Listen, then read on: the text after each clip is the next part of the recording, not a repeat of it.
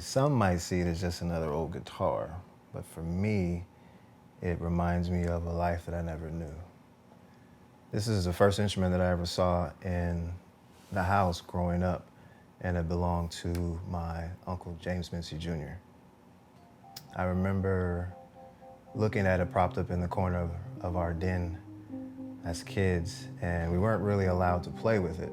Just kind of sat in the corner, but when nobody was around, I would sneak and pick it up and lay it across my lap like this and pretend to play it, although it was missing two strings. I unfortunately never got to know my Uncle Jr. because he was killed by the police when I was very young. But it wasn't until recently with the situation with George Floyd that I found out what really happened. It was a Sunday, and I had asked my mother how she was doing with everything going on, and she said she felt as though she had been put in a time machine and taken all the way back to 1982. And for the first time in 38 years, my mom told me the story of the police killing her little brother. It had been over a cracked windshield citation, and he was continuing to drive to my grandmother's house. It was about 5 minutes later when another set of police officers turned on the sirens to try and pull him over.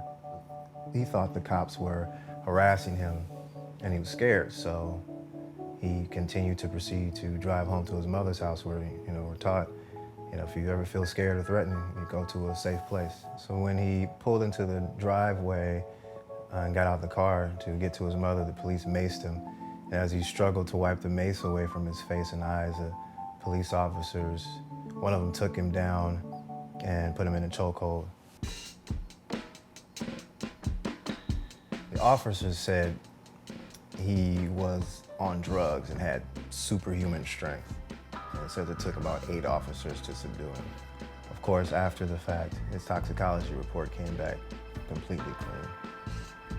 See, my uncle wasn't just some crazed black guy on PCP with superhuman strength. He was actually, a little brother with 2 sisters, an only son to a mother and a father, and really more of a superhero to all of his relatives. I never got a chance to know my uncle. His son, my cousin, who was born 2 months after he passed, never got a chance to know his father. Well, my mother sharing this story with me really gave me insight into my childhood and upbringing, and as she shared pictures with me of my uncle that I'd never seen before, it gave me a new perspective on the strength and resilience of my family. I see the strength and resilience of my people, knowing that our family hasn't been the only family affected by police brutality.